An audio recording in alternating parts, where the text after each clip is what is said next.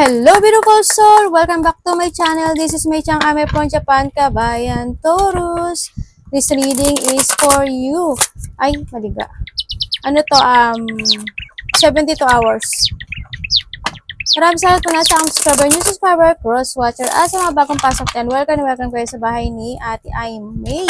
Maraming salamat din sa nakataba ng puso ninyong mga comments. Salamat din sa mga nagpa-personal reading.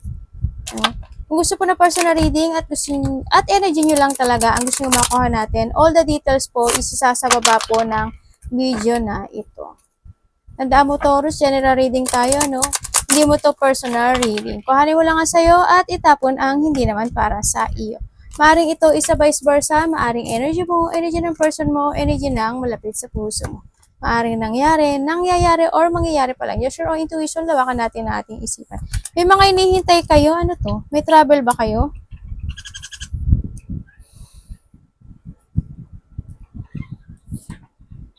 May makikita, no? Na malapit sa puso. May nanloloko sa inyo.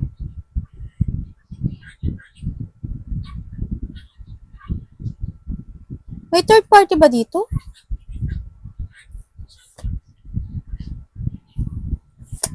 May nanloloko sa inyo. Someone is lying, dishonest, sneaky person, or baka may pagnanakaw sa iba.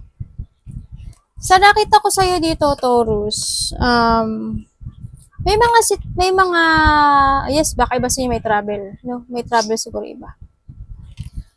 May mga sitwasyon ako na nakita na dala nyo pa hanggang sa ngayon. Mga struggle, problem, ganyan, no? Sa nakita ko ito. Kasi nakita ko dito yung, pagtitiis sa iba, no? Sa nakita ko dito. Diba dito, you need to be patient lang daw kasi siguro iba nga nagiging patient kasi nakikita ko na magtatapos na yung mga problem in life, struggle in life. No, nakita ko na magtatapos na siya. Sa iba sa inyo, ang dami yung responsibility na inaaklang sa buhay niyo.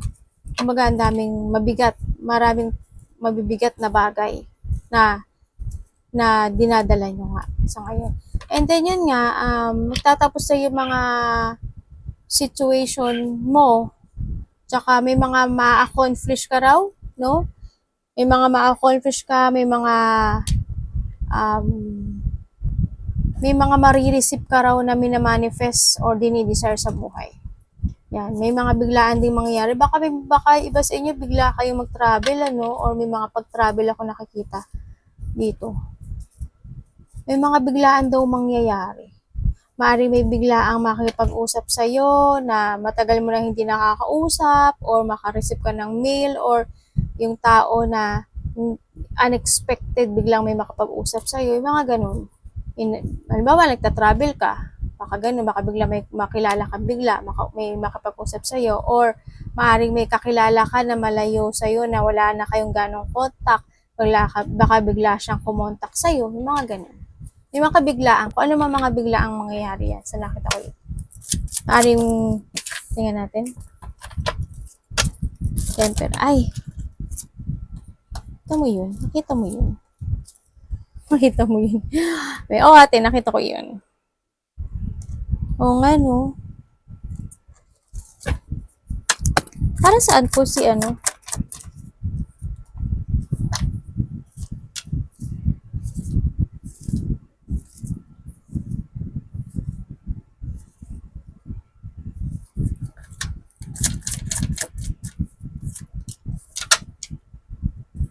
May tao dito na magulo ang isip?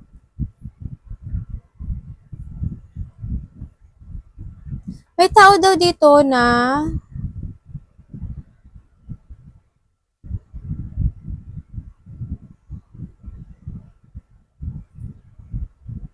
someone is wearing a mask.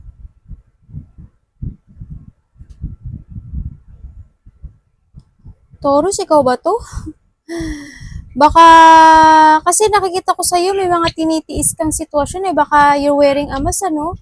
Kumbaga, may mga sitwasyon ka siguro na hindi ka nagiging totoo sa sarili mo. 'no? May mga sitwasyon ka siguro na na nagagawa na wala sa plano ang nakikita ko. Sa iba ganun na.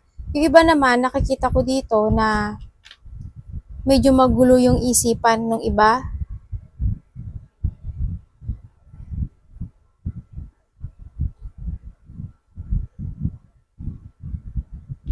Tingnan natin, anong related nitong dalawa nito dito? The Empress. Ibig sabihin, may makikipag-usap daw sa'yo about sa mga kahilingan.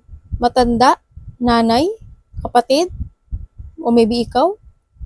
Nakita ko dito. Parang may mga hihilingin siya. I don't know, may mga hihilingin na dahil sa pagbabago. Turin parang kakausapin ka niya to change. Parang ganun ang nakita ko. Or maybe ikaw ang kakausap nito, no?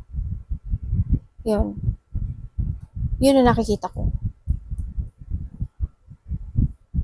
O kaya pagbabago na related ang family. Ganyan. Yun ang nakikita ko. Siguro may mga pagsasaayos. Maaring may tao dito na magbibigay, or vice versa tayo, magbibigay sa'yo ng suporta and advice. No? Sa nakita ko dito. To change.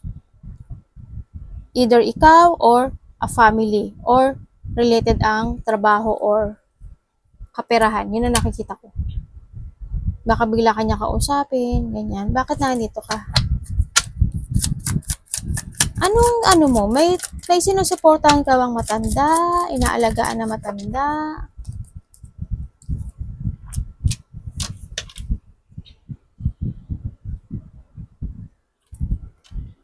May mga pinaninindigan ka, no? Parang may mga sitwasyon ako na nakikita na may mga pinaninindigan kang salita. Ayun ang nakikita ko. Parang, halimbawa, kung ano yung sinabi mo, yun. Kahit na alam mo sa sarili mo na hindi ka yun. O kaya may mga idea ka na gustong gawin, na gusto mong ipaglaban sa iba. Yun na nakikita ko dito. May nakikita kasi ako dito na tao na nagdedepensa. Dinidepensahan niya yung sarili niya. Yun ang nakikita ko. Hindi ko alam kung ikaw yun, pero iba sa inyo, may tao dito na nagiging malihim. May sikreto. Ako nakikita. Baka ikaw, nagiging malihim ka. Or there's a person here na masyadong malihim o may sikreto. Ako nakikita. Umaga, may itinatago ka siguro sa sarili mo, or there's a person here na may tinatago sa sarili. Kailangan mo magpakatotoo sa sarili mo, ha? Kailangan mo daw magbigay effort sa mga bagay-bagay para daw matapos yung mga problema o dinadaanan mong struggle in life sa nakita ko dito. Kasi nakita ko ito when it comes sa mga trabaho, problema, handun yung bigat, no? Handun yung ang dami mong responsibilidad. Parang nagkakaroon dito ng, halimbawa, it comes sa trabaho, parang yung trabaho mo, sa'yo inaklang lahat. Sa ikaw ang nagbubuhat ngayon ng mga responsibilidad. Parang ang daming ginagawa mo. Parang yun, yung mga problema nasa sa'yo. No? Parang hindi nagiging fair yung mga yung laban yung nakita ko dito.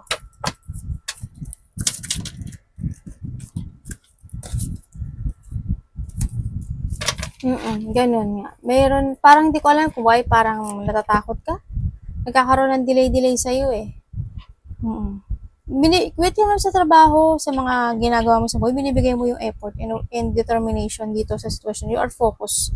Kaso, hindi ka lang din siguro nagiging totoo sa sarili mo, or may mga sitwasyon ako na natakot na magkaka-delay or mga indecisions in life. Yan, may mga indecision in life ka because siguro yung iba sa'yo dadaan kayo sa stress, anxiety, pag-aalala, worry, takot, ganyan na nakita ko. May mga meron din ako nakikita na maaring may malalaman kayo na katotohanan. O alam nyo na rin sa sarili nyo. Kaya, alam nyo na rin sa sarili nyo pero hindi nyo madesisyonan. Siguro alam nyo na may mali pero hindi nyo lang madesisyonan.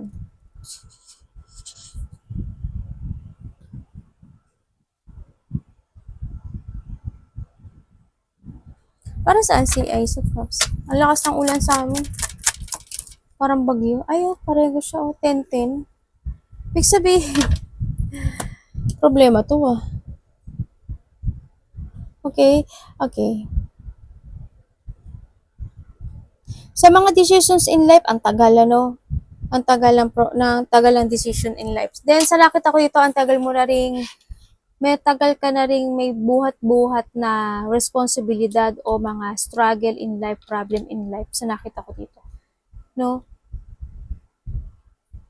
Siguro more focus sa sarili ang nakita ko dito, no? Kung haharapin mo lang daw at hindi ka matatakot, no, dito at makakapag-decide ka sa buhay mo, at magbibigay ka ng effort dito, lahat to ng problema mo matatapos. Yung mga struggle in life mo, there's a new beginning. Ace of Cups is a new beginning of life na magaganap sa'yo, no? Kailangan mo lang din magpakatotoo rin sa sarili mo, sa nakita ko dito. You need to decide din na maging totoo. Tsaka, you need to love yourself first, no? Sa nakikita ko dito. Alagaan mo yung sarili mo, and then, mahalin mo more yung sarili mo. Ang nakikita ko dito.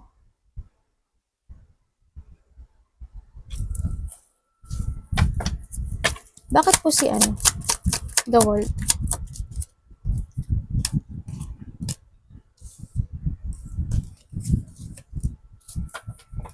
Para saan po si Ace of Pentacles?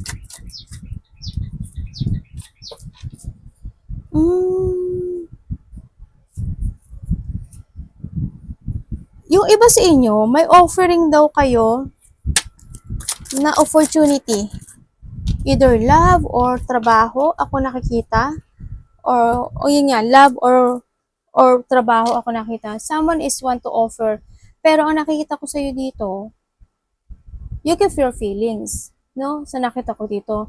Nagkakaroon ka dito ng frustration, nagkakaroon ka ng self-imprisonment. Kumbaga, negative thought to, no? Kaya ang nakikita ko dito, kailangan mo siyang action. Tatlo yung aces mo. Kumbaga, ang sinasabi dito, when it comes to a beginning of life, when it comes, if you want to change yung trabaho mo, o kaya may nakilala kang bagong tao sa buhay mo na makapagbibigay ng kasayahan mo,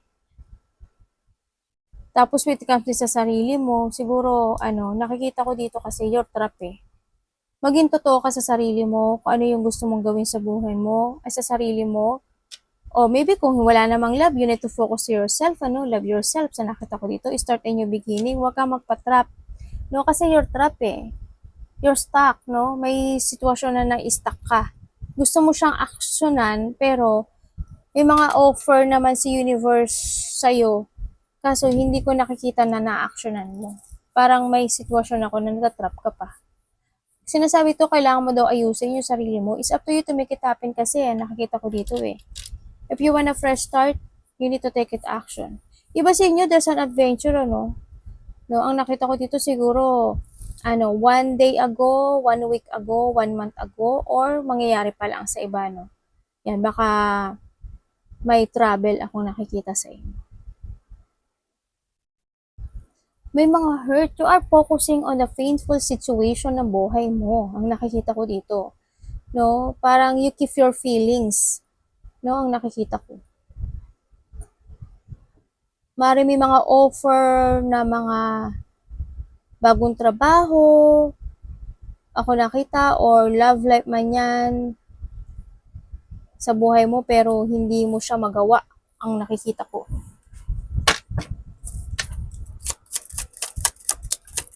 Chase your dream, sa nakikita ko dito, you need to chase your dream, no? Kailangan mong, ma-achieve yung mga gusto mong ma-achieve sa buhay mo. Keep moving to achieve your goal, no? Sa nakita ko, start to create. Siyempre, kailangan mong, magkaroon ng clarity. This is a time to step up, ang nakikita ko dito, no? Kumbaga, i-level up mo yung sarili mo. Kailangan mo ng clear mind dito. Kailangan mo ng maging strong.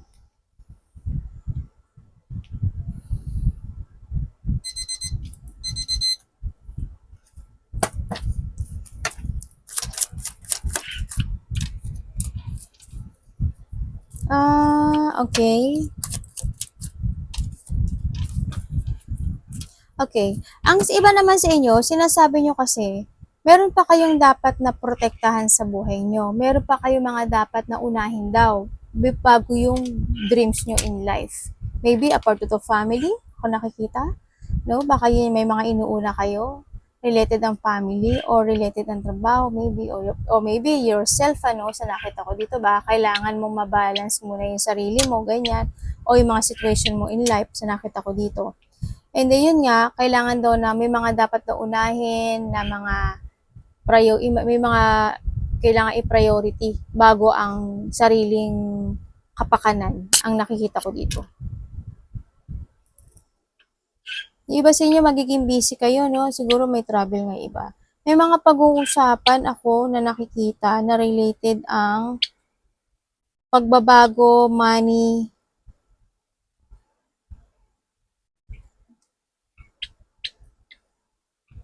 yun nakita ko. Kailangan mo daw magkaroon ng layunin, ayusin mo daw yung sarili mo. Kailangan mo daw magkaroon ng positive destination, clear path, layunin, or objective in life to take it action and focusing. No, kailangan maging advance ka sa lahat ng bagay. Kailangan din nakikita ko dito, kasi may mga challenge na darating sa buhay mo, strong will, sa nakita ko dito. Ingat din kasi may mga tao dito na galit, hindi ko alam kung galit sila or inggit sila sa iyo, no? May mga tao na hindi ka gusto. You need to defend yourself and protektahan mo. Nakita ko rin dito, may mga pinoprotektahan ka sa buhay mo, either your family or malalapit sa puso. May mga gusto kang protektahan. Baka ikaw, pinoprotektahan mo yung sarili mo. No? Yun, ang nakikita ko. Arigatou namaste, God bless.